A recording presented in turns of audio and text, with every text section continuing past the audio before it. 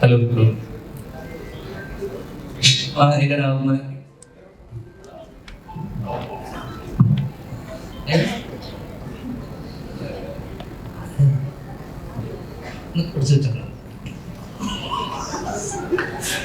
നമസ്കാരം.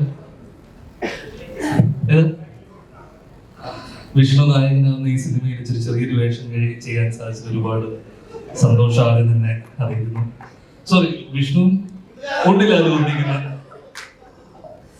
ഈ സിനിമയിൽ ചെറിയ ഭാഗമാവാൻ കഴിയുന്നില്ല, അതിൽ തന്നെ ഉള്ള സന്തോഷം. കാരണം നായകനാണല്ലോ മെയിൻ. പിന്നെ സംസാരിക്കുക, നമ്മൾ ഫ്രണ്ട്സിലൊക്കെ ഉള്ള സംസാരിച്ചപ്പോൾ മെയിൻ ഞാനായിരുന്നല്ലോ, ഒറ്റ ദിവസം മെയിനാണ് സംസാരിക്കുക. ഈ സിനിമയെ കുറിച്ച് പറയുമ്പോൾ നമ്മളൊക്കെ സ്കൂൾ കാലത്തൊക്കെ പഠിച്ചുകൊണ്ടിരുന്ന സമയത്തൊക്കെ നമുക്കൊക്കെ ഏറ്റവും പ്രിയപ്പെട്ട ഒരു മാഷുണ്ടാവും. ഈ മാഷ് ആദ്യമൊക്കെ നമുക്ക് മാഷിന് അടുത്ത് പോകുമ്പോൾ ഒരു ടെൻഷൻ ആയിരിക്കും. കാരണം മാഷ് ഭയങ്കര സ്ട്രിക്റ്റ് ആയിരിക്കും. അപ്പോ മാഷിന് അടുക്കും തോറുമാണ് നമ്മൾ മനസ്സിലാക്കുക ഇദ്ദേഹം ഏതാ അതെ മാഷിനെ കുറിച്ച്. അപ്പോ നമ്മള് അടുക്കും തോറും മാഷിന്റെ ഉള്ളിലുള്ള സ്നേഹം നമ്മൾ തിരിച്ചറിഞ്ഞു.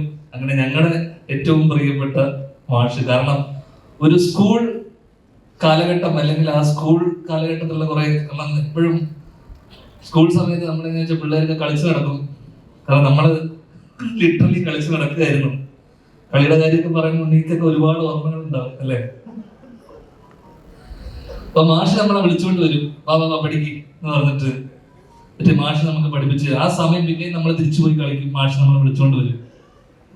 സത്യം പറഞ്ഞാൽ അങ്ങനെയായിരുന്നു ആ ഒരു സ്കൂൾ അല്ലെങ്കിൽ ആ കാലഘട്ടം ഓർമ്മ വന്നു ഈ ഒരു സെറ്റിൽ. കാരണം അത്രയധികം രസകരമായിട്ടുള്ള ഒരുപാട് ഓർമ്മകൾ സമ്മാനിച്ച ഒരു സെറ്റാണ് ഈ ഭീഷ്മരുടെ.